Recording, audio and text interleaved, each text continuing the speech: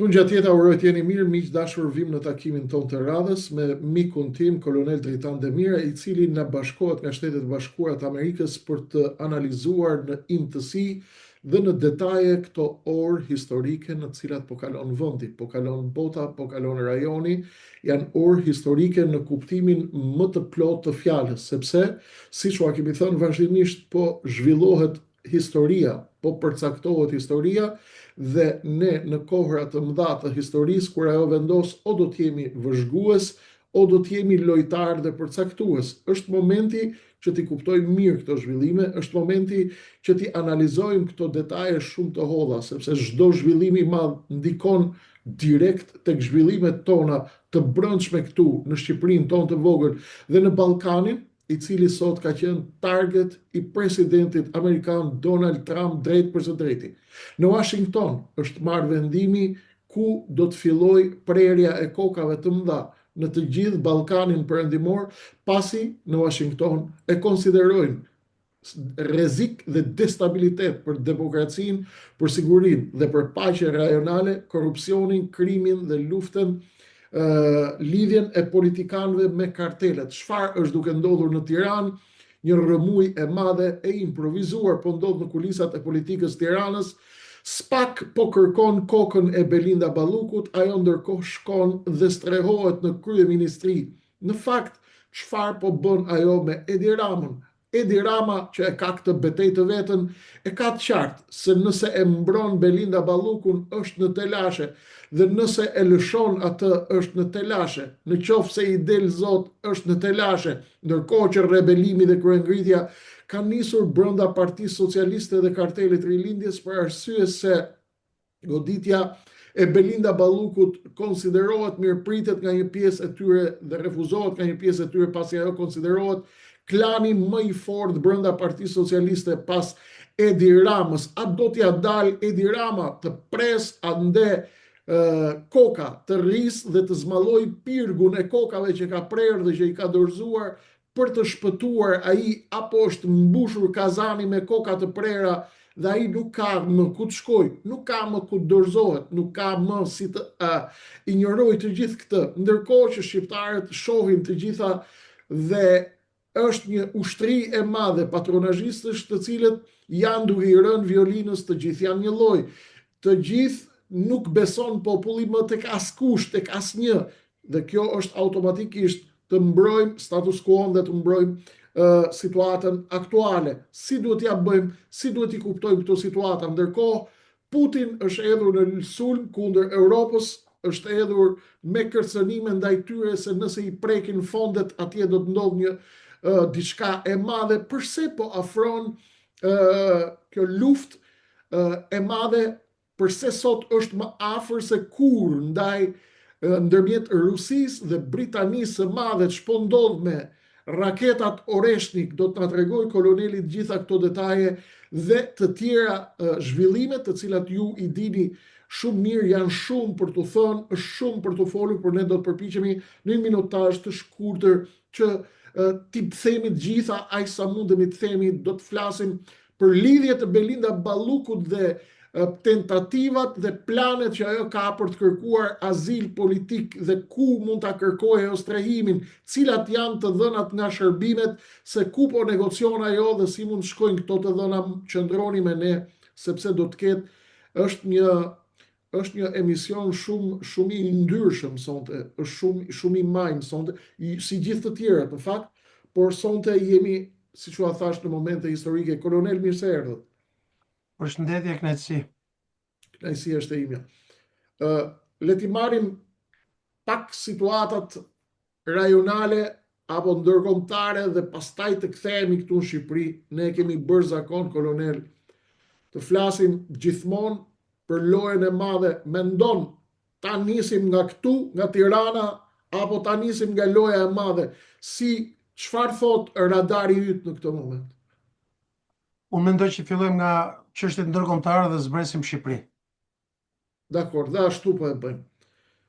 Çfarë po ndodh mes Rusisë dhe Europës, kolonel? Vladimir Putini ka lëshuar një alarm, një sos tjetër, dhe ka thënë nëse i prekni paratë e mia do ju pi e zeza.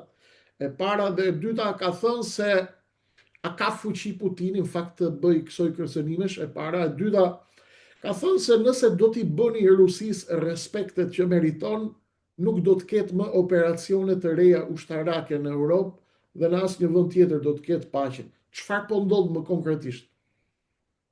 Kemi një intensifikim edhe retorik e cila për momentin po është e vetë përmbajtshme, por mendoj që nga dita në ditë po intensifikohet, pra po eskalon.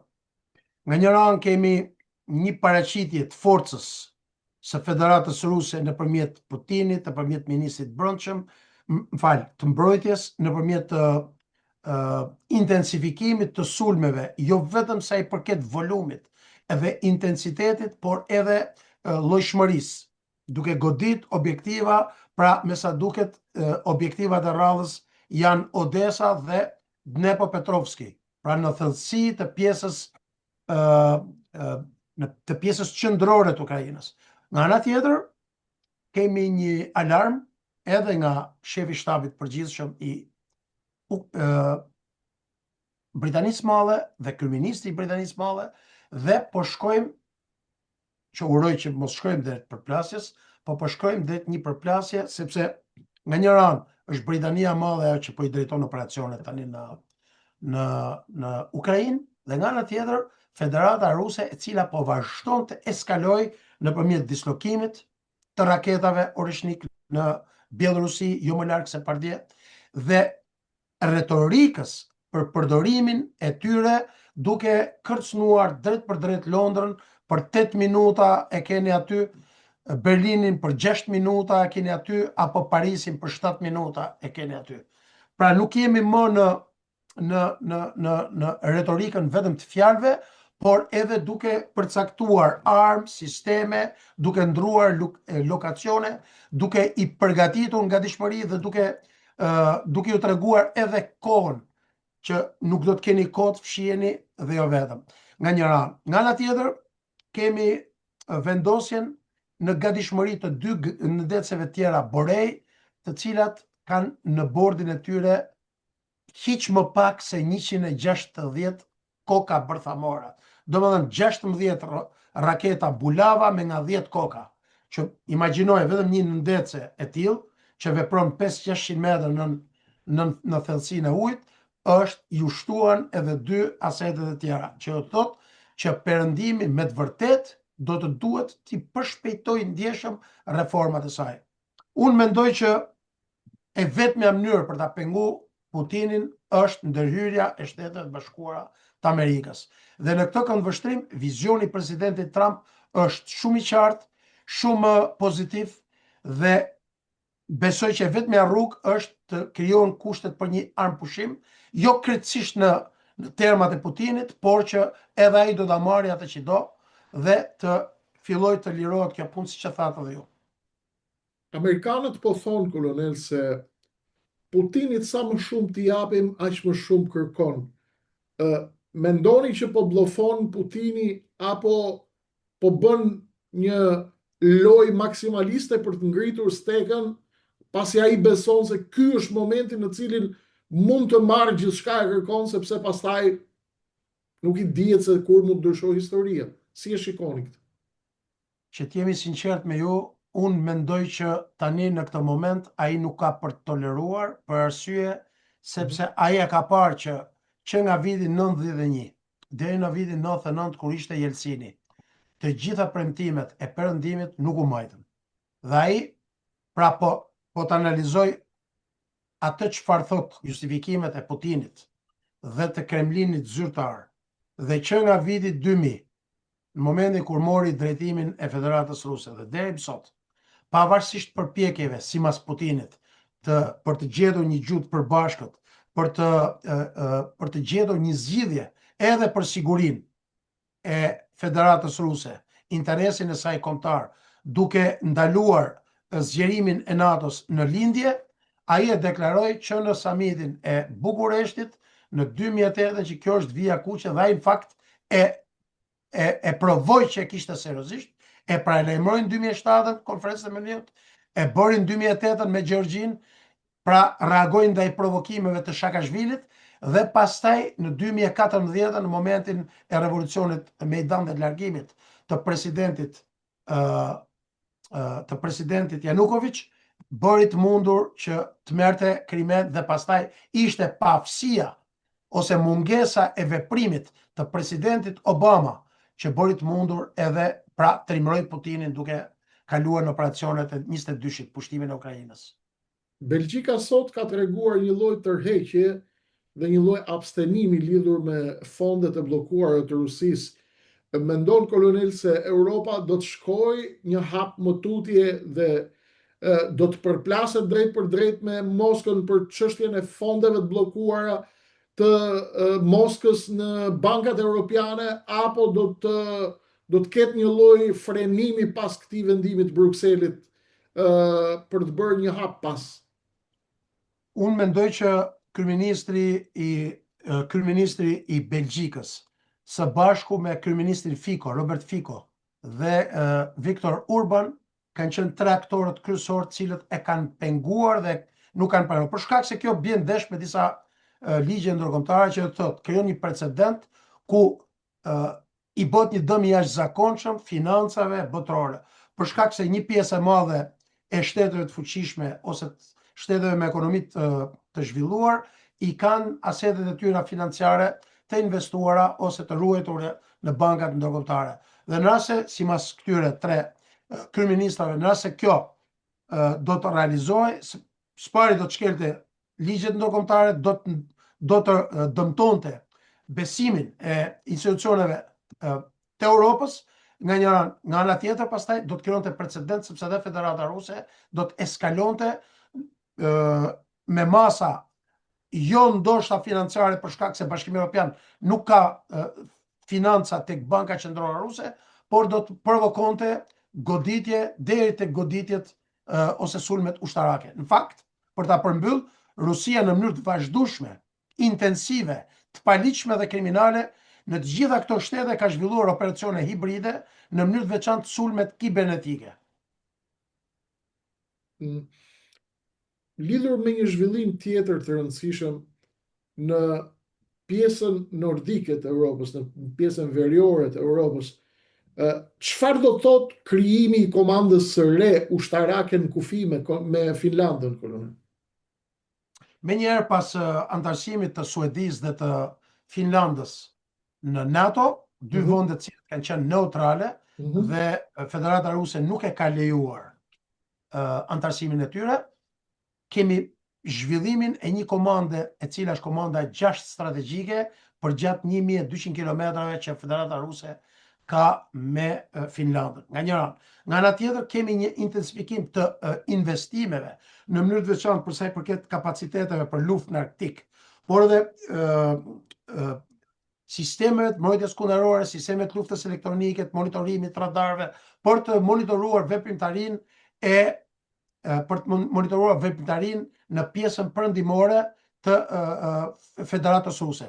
Por në mënyrë të veçantë, pjesa zhvillimi dhe militarizimi i pjesës veriore të Finlandës ka një rëndësi të madhe sepse shumë afër me kufirin e Finlandës gjendet baza detare e Murmanskut, në cilën s'pari gjenden një pjesë e madhe raketave e ndeceve strategjike bërthamore, në mënyrë të veçantë gjenden të gjitha fabrikat kryesore ose uzinat kryesore ku zhvillohen këto ndece dhe disa komanda të luftës në Arktik, pra një nga rreziqet dhe kërcënimet të cilat perëndimi për momentin është i paprgatitur për të përballur. Për këtë arsye, Federata Ruse ka krijuar një komandë e cila do të zhvillojë një presion të madh ndaj krahut veri lindor të NATO-s. Pra, duke tregu muskujt. Qartë, është tregim muskujsh dhe masa konkrete, jo vetëm tregim muskujsh, po. Qartë.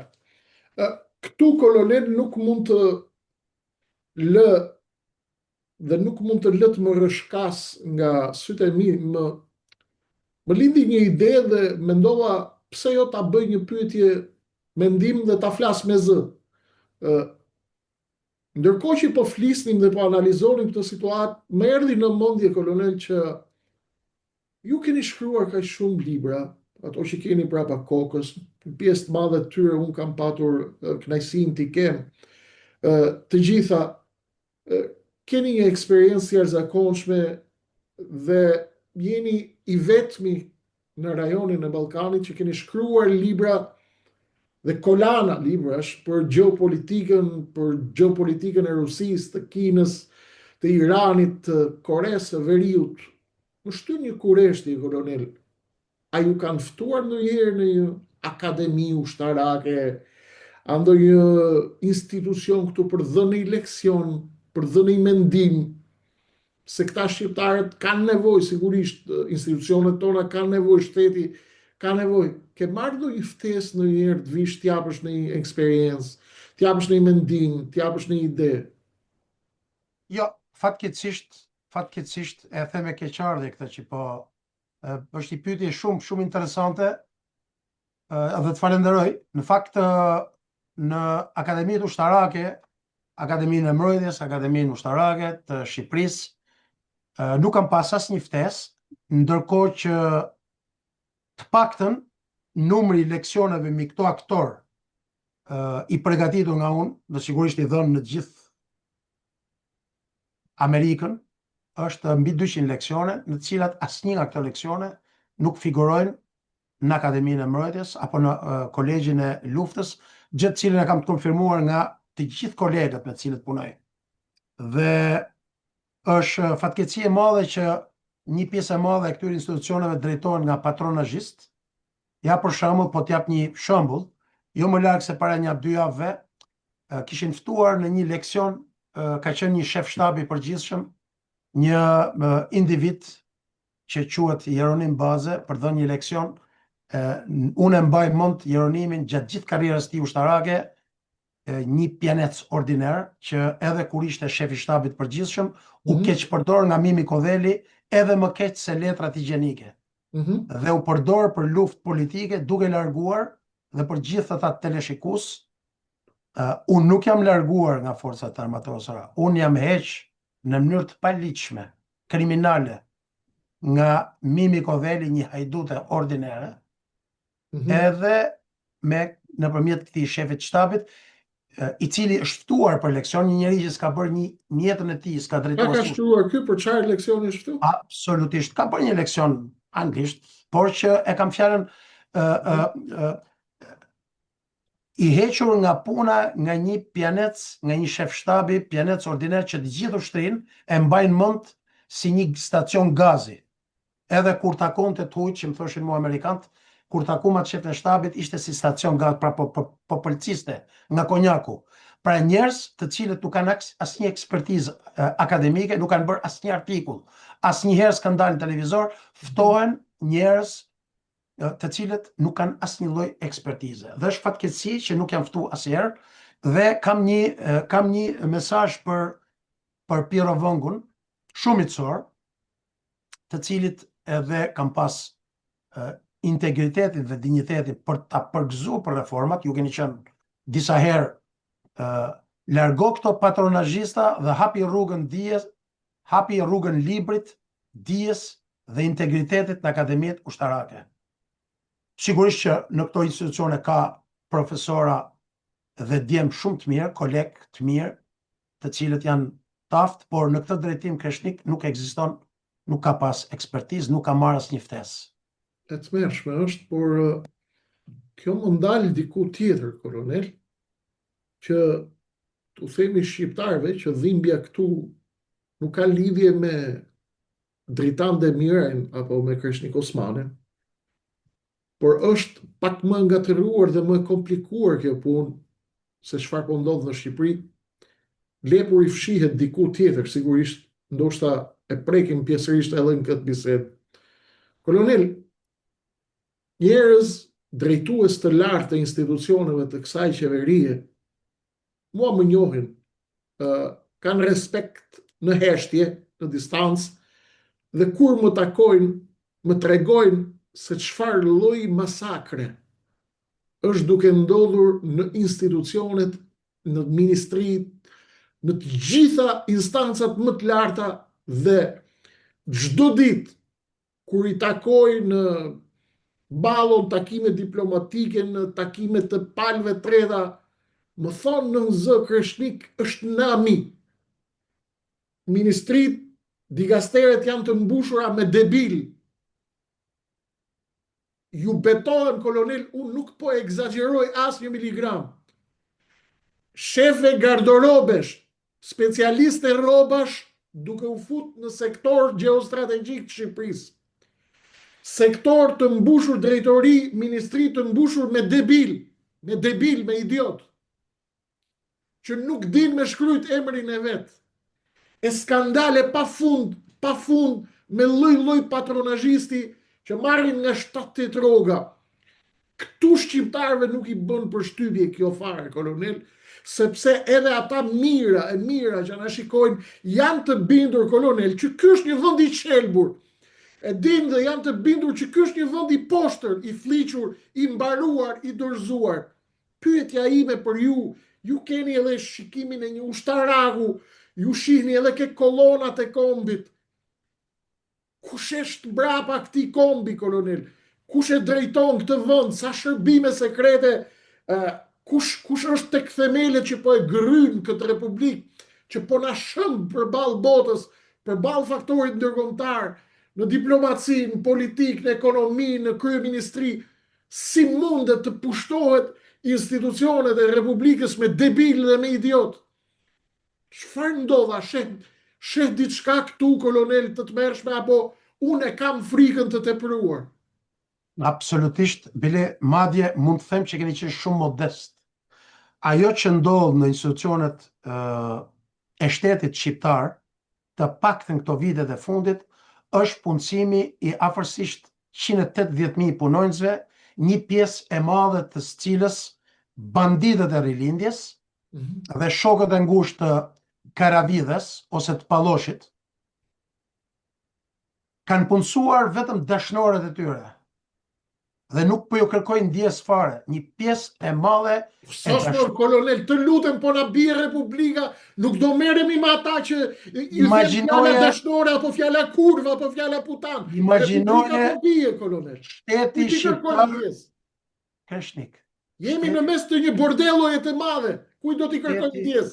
Shteti shqiptar drejtohet nga njerëz hajdut, të pamoralshëm, me dashnorët, po, që kanë punësu gjithë dashnorët dhe dashnorët e tyre, sepse këto kanë edhe epshe du nga 10, nga 15, dhe nuk poken me 1, me 2, dhe Hashkar Kaleca gjithë ditën dhe pish verë $30.000, pa tjetër që shkon testosteroni lëviz fort. Në shërbim të vendeve jo miqësore në jug dhe në veri, shkërpor, imagjinoje Belinda Balluku, një njeri më poshtë se normal, sot drejton shtetin.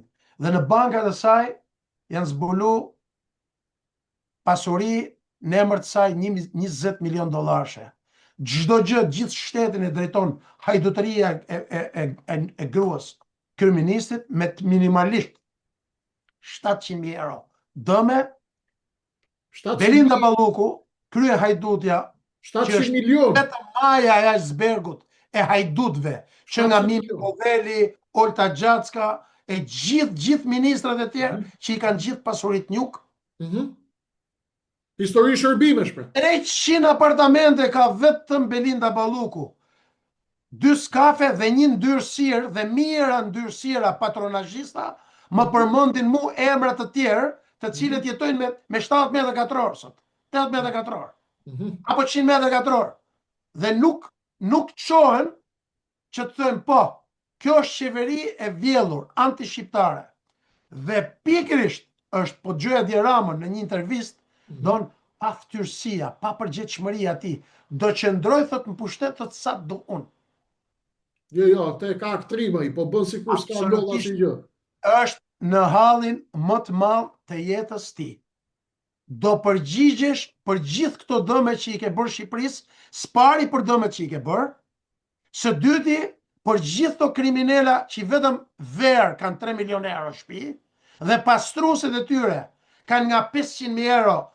Pastruesit. Ketubat. Tubat Dhe kësirtarët e vibratorëve. Kësirtarët shtëpisë që ju Kësirtarët e vibratorëve. jeni banda antikontare më e madhe dhe ju patronazhist.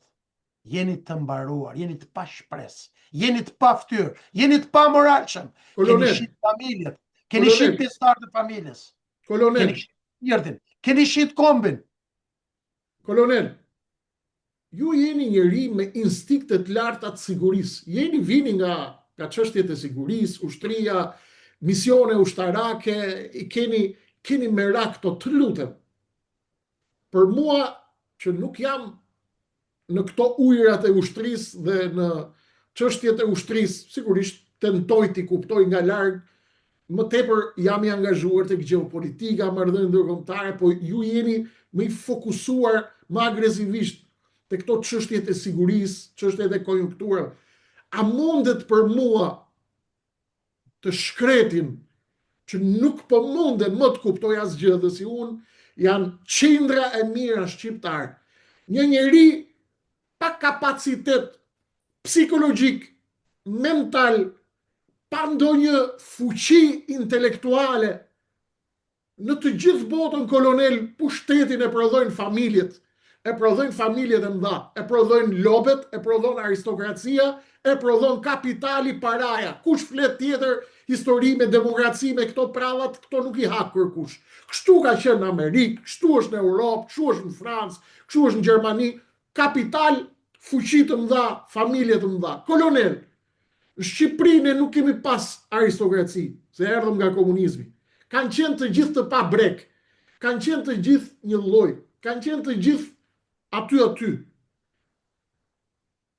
Lobet ndikojnë, okej, dakord. Si mundet një njeri si kjo zonja Balluku të mbri majën e piramidës së shtetit shqiptar nga një njeri që merresh me pastrimin e vilave?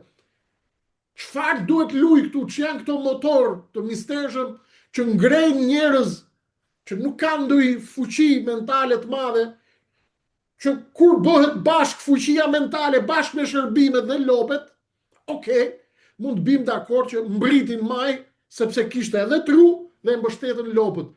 Me Shqipërinë, kolonel, çfarë po ndodh që ne kemi këtë nivel në maja të shtetit? Po mirë, të nivel ordiner. Po çfarë niveli mund të flasim më? Bledi Çuçi, Sajmir Tahiri, ministrat brendshëm. Po vazhdojmë kjo që është aktualisht tani. Kumbaro, në të gjithë qeverit, një ignorante. Pikërisht që ndodh në Shqipërinë, kolonel. Vetëm gafa. Kush? Ajo tjetra ministre e jashtme. Ai debili ministre i jashtëm, që ishte para kësaj. Ministrat e mbrojtjes. Po. Niko Peleshi në të gjitha vendet, në të gjitha pozicionet shtetërore, pa asnjë kontribut kombëtar. Vetëm thjesht pjesë e rilindjes atje. Pra këto janë të seleksionuar, të zgjedhur. Mimi Kodheli, krye hajde. Kush i seleksionon, kush i zgjedh? I seleksionojnë në shërbim të agjendave të tij, në shërbim të agjendave ndërkombëtare, sigurisht në rastin e Peleshit dhe disa tjerëve, Ballukut e këtyre, është pa diskutim influenca e Greqisë. Madje po të doj Peleshi, i japun prap sa të doj, shembuj, edhe emra. Se ku shkojnë e falen. Dhe ky ushtar i bindur i Ramës nuk le as minimumin e ushtrimit demokracisë në parlament. Sepse janë sklever, kanë shit shpirtin për një karrige. Prandaj ka ardhur koha për revolucion kreshnik. Kemi shish ne, kolonel, kemi siguri kombëtare, kemi zyra, kemi shërbime sekrete në Shqipëri, ka shërbime sekrete ushtria shqiptare. Si funksionon ky shtet? Të lutem, mos nxirr sekrete, po si rrin ky shtet në këmbë? Un kam bërë një pakt që paktin e dim. Institucionet e sigurisë shtetit nuk i sulmoj. Nuk i sulmojmë neve, po sulmojmë, a ka siguri kombëtare në këtë vend, kolonel? Siguria kombëtare e ke analizuar në detaj e ti, të gjithë njerëzit cilët drejtojnë këto institucione kanë dy vende në të cilat i japin llogari. Kanë marrin rrogën të institucionet shqiptare, por mbështetjen e kanë nga vendet të cilat janë jo miqësore me Shqipërinë. Një pjesë e madhe.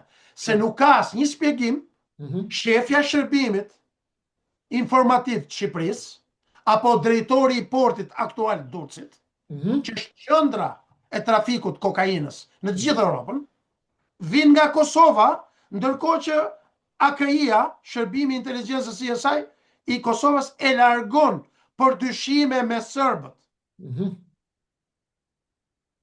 Po kështu edhe drejtorët apo ministrat e institucioneve tjera, të cilët që nga 91-shi dhe në vazhdimsi mbështeten nga Greqia, mbështeten fshetas nga Serbia, nga oligarkët, nga mediat të cilat dhe nga bizneset të cilat origjinën e kanë në kontrollin e Shqipërisë nëpërmjet Serbisë.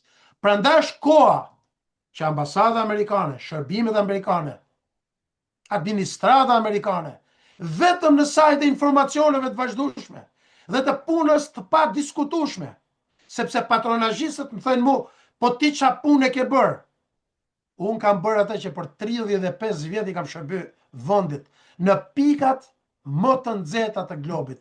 Dhe kur ka urdhëruar Mimi Kodheli, Hajdutja Kodheli dhe Pjaneci Ironin Baze për të gjetë kaq për mu, për 3 vjet investigim nuk gjetën dot asgjë. Dolën, gënjyën në përmetje, ka qenë 113 herë jashtë, po ishin të gjitha misionet e tyra. Pra, kjo është një band e ristrukturuar. Dhe vendi i kësaj bande, ka të drejtë opozita, duhet populli shqiptar të zbresin tokë, të rrethojë kryeministrinë, të bllokojnë në mënyrën më paqësore. Shqipëria ka nevojë për një qeveri teknike, Keshnik. Hiç më pak se 1 vit dhe maksimumi 2 vjeçare. Dhe ndryshim kodi, kolonel. Pastroj Dhe policinë. pastrim Sorosian është, kolonel, nga opozita.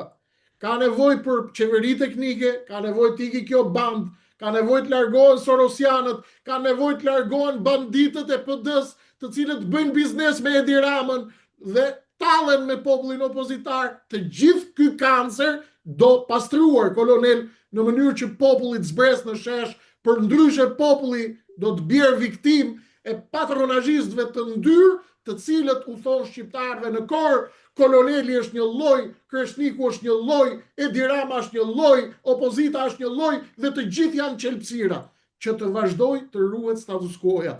Pa një pastrim radikal të kancerit në maxhorancë dhe në opozit, nuk del populli, kolonel. Tashmë ka ardhur një furtunë e madhe nga Donald Trump. Ka njoftuar, ka mbledh Kongresin, Senatin dhe ka thonë do merremi pak me Ballkanin perëndimor. Çfarë po ndodh? Përse ky fokus tu do të filloj për 90 ditë dalin non grata të reja, shkatërim i korrupsionit tot dhe i krimit organizuar dhe i karteleve. Apo hyn Ballkani, kolonel, në fazën e pastrimit politik të detyruar nga Shtetet e Bashkuara të Amerikës, ku emrat e mëdhenj nuk do të mbrohen më dhe nuk do të ketë më amnisti për askënd, dhe a do të kenë fuqi aleancat lokale, rajonale dhe konjunkturat e nëndheu të rajonit të mbrojnë të korruptuarit që po shkatërrojnë Ballkanin nga kjo stuhi e shëbas? Të falenderoj në mënyrë të veçantë për këtë pyetje brillante. Absolutisht jo. Janë të mbaruar.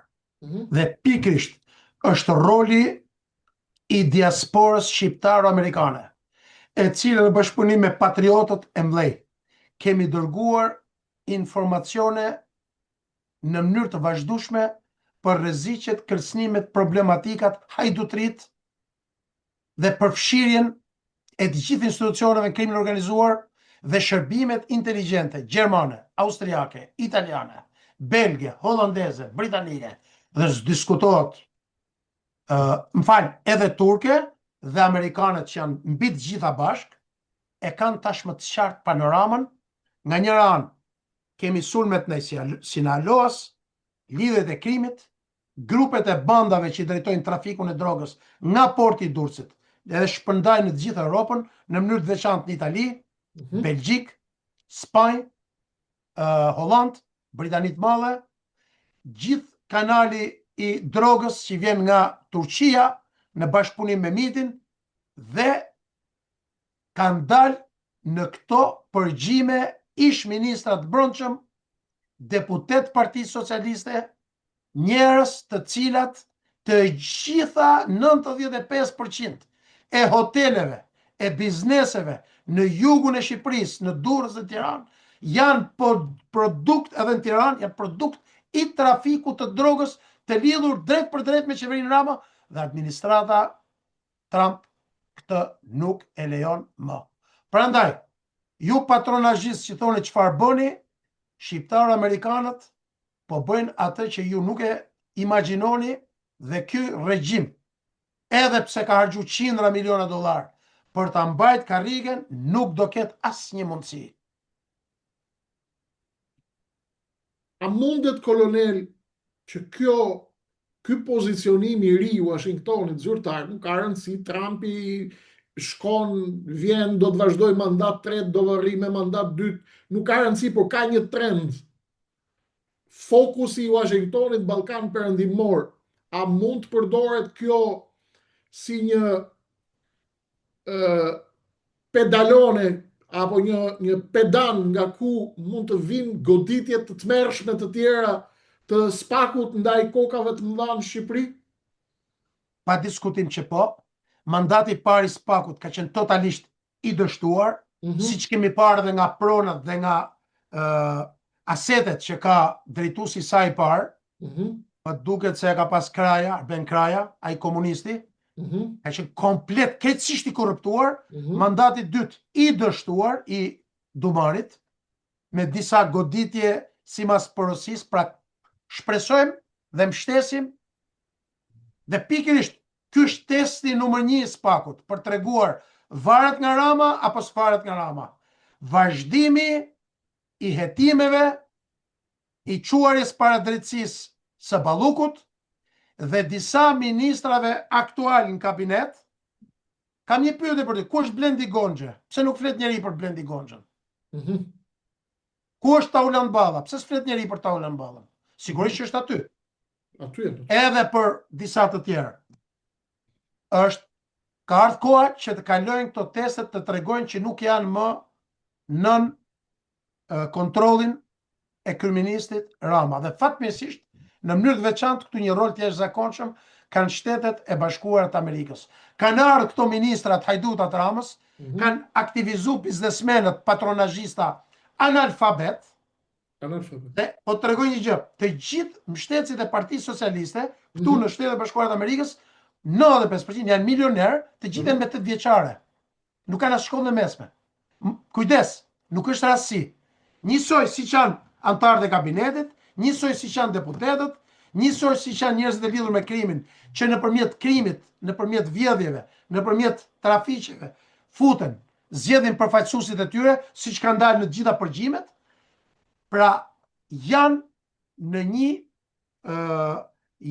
një rrezik dhe koha për të përballë me drejtësinë ka ardhur. Shqipërisë i duhen njerëz të cilët i kanë dhënë kombit, të ndershëm, patriot, intelektual, specialist të fushave përkatëse, mundësisht as pak partijak. Shqipëria ka nevojë për një nivel të ri për të drejtuar pra politikën e re të saj. Dhe pa diskutim që unë mendoj që kjo kohë po vjen. Kolonel, mendon se po mbyllet koha e pandërshkueshmërisë politike në Shqipëri apo e pandërshkueshmërisë së krimit, të vjedhjes, grabitqarëve, të hajdutërisë, të babzisë, po vjen fundi i kësaj epoke, mendoni, apo jemi duke bërë një ndërhyrje kirurgjikale amerikane për të ridimensionuar dhe për të riformatuar elitën e ardhshme politike të Shqipërisë dhe të shqiptarëve për interesa gjeopolitike? Jemi sinqert me ju, nuk besoj që do të ketë një luftë kaq të pastër, kaq të madhe në të gjitha frontat. Megjithatë, besoj që pyetje që e kanë gjithë shqiptarët, kolonel. Jemi sinqert, jo, kemi parë mandati i Dumanit, keqësisht politik. Mahen njerëzit në për pas një lloj akuze, mahen në për burgje pas një lloj akuze, ndërkohë që Ballukun i kanë dosjet e Ballukut atje dhe zguzet t'i afrohen. Apo edhe një 15 drejtuesve aktual ose ish ministra të përfshirë drejt për drejt në trafikun e drogës. që kanë dalë trafiqe e drogës? Ku janë drejtuesit e policisë që kanë dalë në përpërgjime? Nuk janë përballë me drejtësinë, nuk janë hequr. Kemi kryetar bashkish, Tërmet Peçin e pa edhe disa tjerë, që kanë vjedhur miliona dollar, siç po nxjerrin akuzat, që po bën opozita me prova, me fakte. Dhe i ke prapë në parlament. Kemi më shumë se 20 deputet të zgjedhur nga krimi organizuar, tek Partia Socialiste. Sepse po të kishte te Partia Demokratike, do i kishin nxjerrë këto. Nuk jam këtu për të përmend parti politike. Edhe kanë pas gjithkohon 13 vite për t'i futur brenda. Gjithë korrupsionin e tyre. Më kupton? Që duhet t'i marrin në t'i fusin edhe të korruptuarit e Partisë Demokratike, që t'jemi i qartë para atyre që na ndjekin. Por nuk besoj. Por ajo që besoj, po, pa diskutim, që unë në mënyrë modeste mendoj që ka ardhur koha për një riformatim të politikës me persona të ri, të cilët besoj koha do t'i nxjerrë në tashmë. Njerëzit janë lodhur me dy partitë kryesore me të njëjtat fytyra, me të njëjtat njerëz, me të njëjtat emra, me të njëjtat persona të cilët nuk kanë lënë gjë pa vjedhur, në mënyrë të veçantë Majtas, po ka pas edhe djathtas, dhe prap flasin për korrupsionin. Nuk ka ironi dhe tavje më të madhe. Është si puna Ursula von der Leyenit, që vjen këtu dhe flet për suksese, e njëjta gjë dhe për një deputet të opozitës që s'ka lënë gjë pa vjedhur, dhe del dhe flet për moral, edhe për korrupsion. Kolonel, dhe prandaj nuk beson populli. Në këto ditë, unë kam përsëritur her pas here një apel si që shikoj unë, me modesti. Ndoshta shikoj mirë, ndoshta dhe unë ndonjëherë gaboj, shikoj gabimisht, unë nuk jam profet. Kështu e shikoj, kështu e flas. Mua më duket sikur jemi në moment historik. Dhe her pas here unë nuk bëj thirrje shqiptarëve, siç i bëj edhe me ju.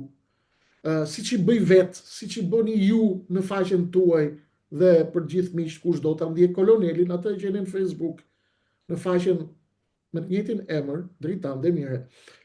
Kolonel, unë them sepse besoj që jemi në moment historik. Ata i pa dje me një shofer taksie, ishte një fshatar i lezetshëm. Më ka dhënë një super leksion mbrëm në Tiranë për dora taksi. Tha, ne nuk i rrezojmë dot këta. Këta i rrezon vetëm Amerika. Shqiptarët e din shumë mirë. A do të thotë kjo që çdo gjë duhet t'ia lënë Amerikës, e para, e dyta, a ka ndonjë rol shqiptar në formatimin e elitave të reja politike pas largimit të kësaj klase ordinere hajdute 34 vjeçare?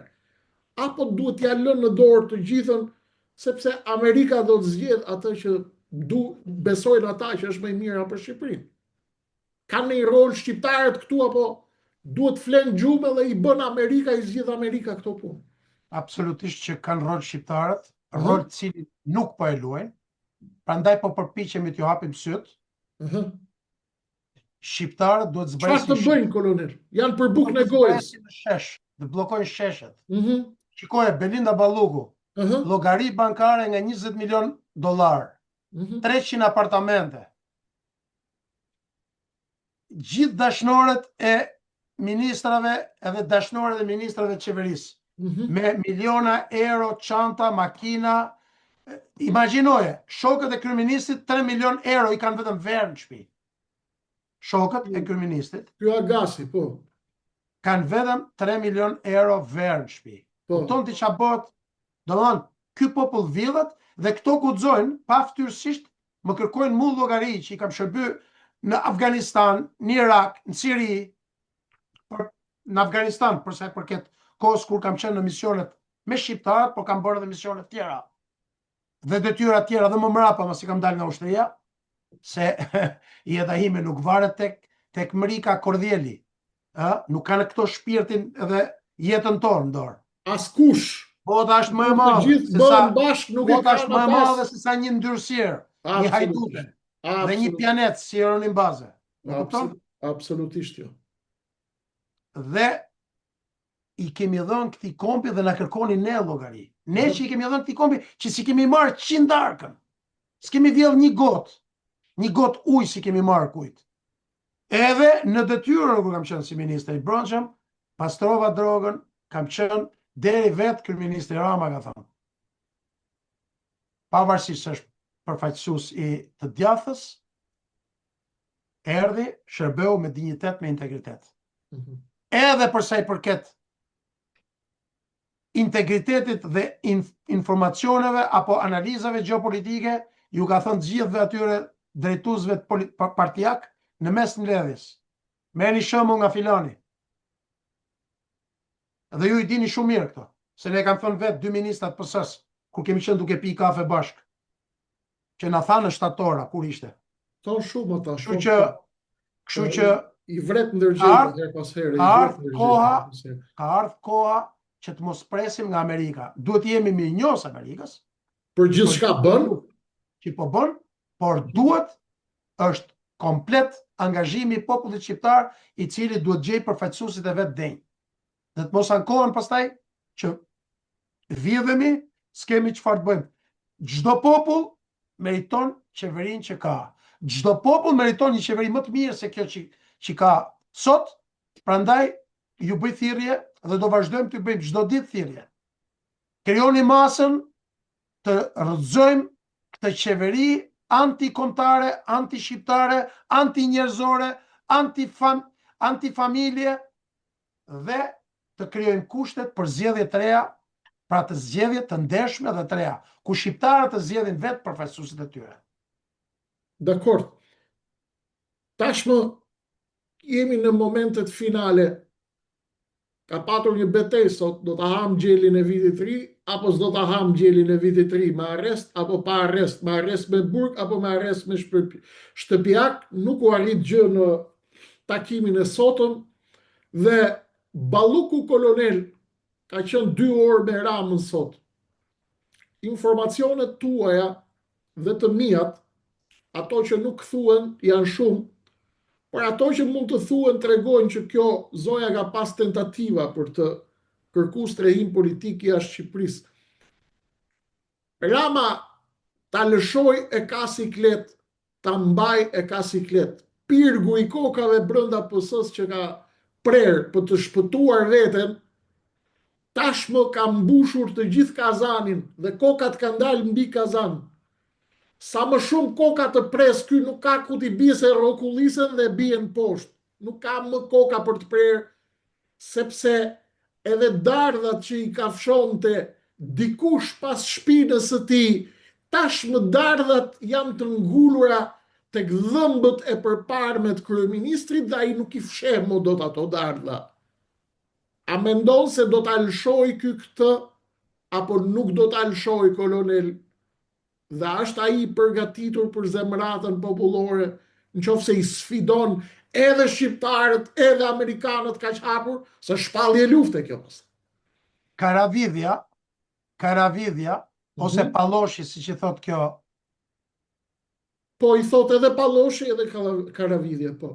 Edhe KURVA, po.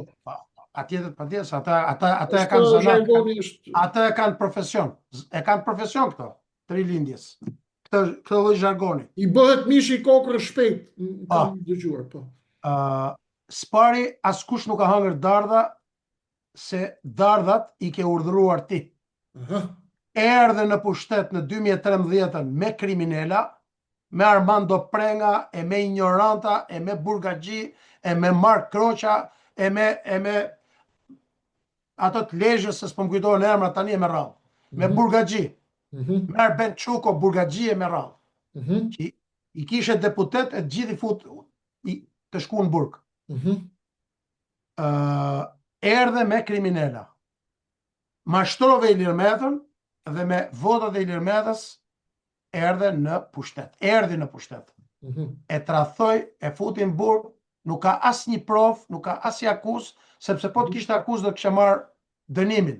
Ka kalu një vit më atë atje. Presidenti. U arrestu në mënyrën më të paligjshme më ordinere. gjë për cilën unë parashikoj, fundi i tij do të më i keq, edhe ai e di shumë mirë këtë. Së dyti, unë mendoj Kreshnik që Rama ka rënë, kjo nuk ka diskutim, sepse Balluku e kërcënon. Balluku tashmë ka dalë në shërbimet europiane, ka dalë në lidhje me krimet, me grupet kriminale, me rrjedhë e krimit organizuar. Kjo është e padiskutueshme dhe do të tentoj, do përdori çdo formë për t'u arratisë. Do të arratiset. Arratisja e saj do bëhet me konsensusin e Edi Ramës, sepse në rast se nuk do arratiset dhe do burgoset, ajo do të tregoj që të gjitha gjërat që ka bërë, i ka bërë me porosinë e Ramës, sigurisht ka abuzuar pafundësisht edhe për vetë vet, bashkë me bashkëpunëtorët e saj, por nuk mund të thush ti që ka ngrënë dardha Linda Rama kur akuzohet për 700 milion euro. Dhe 700 milion euro është vetëm një shumë modeste. Maja e zverut. Bi 1500 tendera janë bërë fiktive, ku mbi 80% e parave villen, nuk investohen fare. Edhe këtu e ka fajin opozita, edhe këtu e kemi fajin ne, pra është Rama i përfshirë të gjitha po. Edhe te krimi, edhe te deputetët, edhe te kryetarët e bashkisë, që i ka të gjitha i duta, edhe te ministrat, edhe te ish-ministrat, edhe te ata që sjellin mjedhin e bardhë që përdorin këto në për shkuma parti që bëjnë që nga kryeministria me radhë, sepse të gjithë i kemi shokët atje në kryeministri që na tregojnë çdo gjë. Erdhi kryeministri, bivi këtë, bëri këtë, njërën tjetër. Po ky e ka bërë këtë tallje sepse opozita ka qenë e dobët dhe çdo herë e më e dobët, edhe opozita për fajin e vet, për fajin e saj, edhe për investimet e Ramës, edhe për blerjen e Ramës, edhe për shitjen 8 vjet të opozitës, që e blevi, që si mund të largohet opozita nga parlamenti, si mund të falësh bashkit, në qoftë se nuk e ke shit. S'ka si lloj shpjegimi tjetër. Si mund të japësh ti Ramës reformën territoriale, ta organizoj ku ka vetëm socialist. Dhe për këtë ka përgjegjësi opozita. Dhe për këtë ka përgjegjësi që nga maja e Partisë Demokratike e poshtë. Kështu që unë mendoj që edhe opozita, e kemi thonë, ka nevojë për një rigjenerim total. Rigjenerim me figura, me personalitete të re, hapje, jo me teori, hapje. Hapje të Partisë Demokratike, hapje të partive tjera, largim të këtyre kryetarëve hajdut të disa partive opozitare që bëjnë moral për korrupsion. Është e pamagjinueshme. Po, mendon se do të alshoj Rama Ballukun kolonel dhe nëse nuk ja pranon t'ja heq imunitetin në parlament dhe i thot të tive asnjë vot për imunitetin e Ballukut, ajo jep në ndërheqje ose arratiset, do të bëj dhe një pyetje shpejt, a ka mundësi të arratiset me pasaport bllokume, ka rrugë me nxjerr me çuben në një shtet tjetër, ka rrugë. Dhe si mund dali dhe e dyta, a konsiderohet luftë ndaj Amerikës nëse ky sfidon hapur spakun dhe i thot deputetëve të tij nuk keni për ta votu heqjen e imunitetit Ballukut. Këto dyja janë shumë të rëndësishme. Pa diskutim që mund të arratiset, sepse edhe pa pasaport. Pasaporta është gjë më e vogël, pasaporta dilet nga kufiri i Shqipërisë nëpërmjet Kosovës, blihet një pasaport tjetër dhe largohesh në një vend të caktuar. Është një opsion. Është një kurs veprimi që i intereson më shumë të arratiset, pa dienin, pa konsensusin. Se atë kujtohet kur arrestu Sajmir Tahiri. I dhanë 2 javë kohë. Në shtëpinë e Sajmir Tahirit ka pas miliona euro. Edhe në makinën, unë i kam thënë, kur si ka thënë askush, kur u bllokuan në Elbasan, i dhanë koqit pastronte që makina 2 miliona sa euro. Pastronte keshin. Po ma ka thënë vetë në drejtori i përgjithshëm i policisë në atë kohë. Në makinë. Kur u arratis, kur nuk ministri i brendshëm 4 vjet, nuk i ndalon postobllokut, thyn postobllokut. Kupton? Çfarë bande ka pas kush e ka drejtuar Shqipërinë? Qartë. Bandit. Qartë. Grabitës. Pra, s'ka ku ta çoj. Interesi i tij është që ajo të largohet dhe ky të deklaroj që ç'shfaqim, ju keni përgjegjësinë. Sigurisht që do largohet nëpërmjet bashkëpunimit me policinë, se e njëjta polici është, i njëjti shërbim sekret është. Ka ndonjë shtet ku mund të kërkojë azil kjo ose strehim? Pa diskutim që kanë vende sa dush. Kanë vende. Që nga Zvicra, që nga Izraeli, që nga vendet tjera të cilat nuk kanë detyrime ndaj Interpolit. Dhe me pasurinë e frikshme që ka balluku dhe me lidhje e saj, mund të shkoj ku ka mundësi, ka opsione. Dhe sigurisht, për t'ju përgjigjë pyetjes fundit, pa diskutim që ky do të tentoj që t'i bëj kashillik Amerikës, po deri në një nivel, sepse ky nuk është aq budalla, ky e di fatin e Norjegës, Saddam Husseinit, fatin e Gaddafit, e al-Bashirit, e gjithë diktatorëve tjerë. Pra nuk mendon që guxon. Do tentoj, Do por tentoj. nuk do dali. Duke patur parasysh këtë situatë dhe gjithçka u fol deri tani, kolonel, përfundimisht Rama pas Ballugut, nëse i zbërthehet edhe Ballugu, a do të tentoj dhe ai të kërkoj strehim diku, sepse informacionet pranë njerëzve pranë ti thonë që ai është ka turbulencë të fortë në frymarrje, në psiqik, kur mund të imagjinoj idenë e arrestimit apo të ndalimit apo të rënies nga fiku. Mund të kërkoj, mund të jetë opsion që ai të kërkoj strehim dhe ky larg diku? Është përfolur dhe Izraeli, mund të jenë përfol dhe vende tjera, apo nuk e shihni si opsion? Absolutisht që e shoh si opsion, pa ajo që nuk bi dakord me ju, është që ai kur e mendon që mund të iki nga pushteti me radhë, ai pa diskutim që e di që do të bjerë nga pushteti, ai këtë e di shumë mirë. Kur mendon pranë i ka marr, është aq i zgjuar sa për ta kuptuar këtë pjesë. Tani ai po përpiqet të gjejë një rrugëzidhje nëpërmjet dorëzimit të bandës që ka pas, që nga banda që flen krevat dhe deri tek pastrimi parave në bankat në kontare me radhë, se do ketë hetime për Linda Ramën. Kur të largohet Rama ke për të pati, se s'du të përmend emra këtu të bankerëve në Amerikë, se i njohim. Sa ju përmenda unë kur ulem që ju përmend për vrap largohen. Nga e diti këtë, si e ke kuptu ti këtë? Se kujtojnë se ne jemi kështu. Jam deri këtu. Si këto patronazhistat që ta dhe të ky. Jam deri këtu. Jo hasim këto pa e thënë fjalën.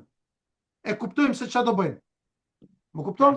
Qartë. Kjo që pa diskutim që ai e di, e ka nuhat, po përpiqet gjej forma dhe metoda, nuk po i funksionojnë, mendon që mund gjej një transition, një periudhë tranzitore kalimtare, por unë besoj që spari do kemi shpallën e non-gratave të një pjesë të madhe të hajdutëve socialist dhe pastaj përballjen me ligjin, pastaj duhet Shqipëria të ketë një qeveri teknike jo më pak se 1 vit dhe jo më shumë se 2 vjet, pra do të ishte ideale 2 vjet. Përgatis kod të ri, zgjedhje të lira, pastrim dhe krijimin e kushte. Mafja e ushtrisë, banda e tenderëve të ushtrisë, banda në polici, banda në shërbim informativ. Flas për këto tre drejtimet në cilat unë... kolonat e shtetit. Këto janë kolonat e shtetit. Vjedhjet, Ministrinë e Brendshme, Ministrinë e Mbrojtjes dhe influencat anti-shqiptare jo perëndimore brenda shërbimit informativ. Ristrukturimi këtyre dhe implementimi, zgjedhja personelit dhe marrja e efekteve ndaj këtyre reformave kërkon minimalisht, sepse komplet policinë sot e kanë dispozicion të vjedhjes zgjedhjeve. Komplet. Kolonel, falenderoj shumë, si gjithmonë, për kohën e çmuar që na e vën dispozicion mua dhe shikuesve të shumt të kësaj dritarje mediatike modeste. Edhe një herë shumë faleminderit, kolonel. Ishte kënaqësi. Faleminderit ju. Të dashur miq, kaq kishim për sonte. Besojmë mesazhin mbriti. Jeni në moment historik. Shqipëria është në moment historik. Fortuna vetëm sa ka filluar. Kërbaçët janë duke ardhur në drejtim të gjithë atyre që u djeg miza nën kësull. Jemi në momente historike dhe ju duhet merrni rolin tuaj. Nuk janë të gjithë një lloj. Nuk janë të gjithë të poshtër shqiptarët, nuk janë të gjithë të shitur, nuk janë të gjithë tradhtar. Kjo është propaganda e sektit.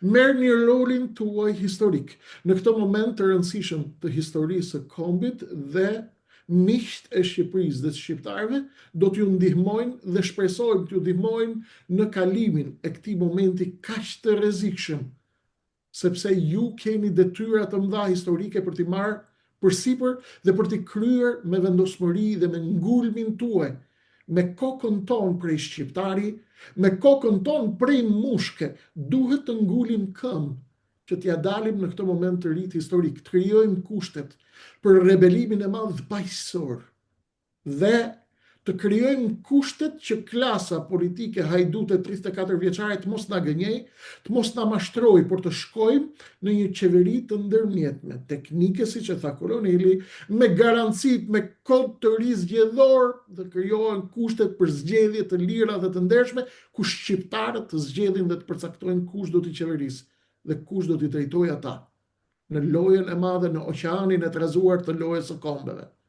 Zoti ju bekoft ju, Zoti e bekoft Shqipërinë, Zoti i bekoft të gjithë luftëtarët që po bëjnë përpjekje të mëdha të jashtëzakonshme sot për Shqipërinë, ata që i shihni dhe ata që nuk i shihni.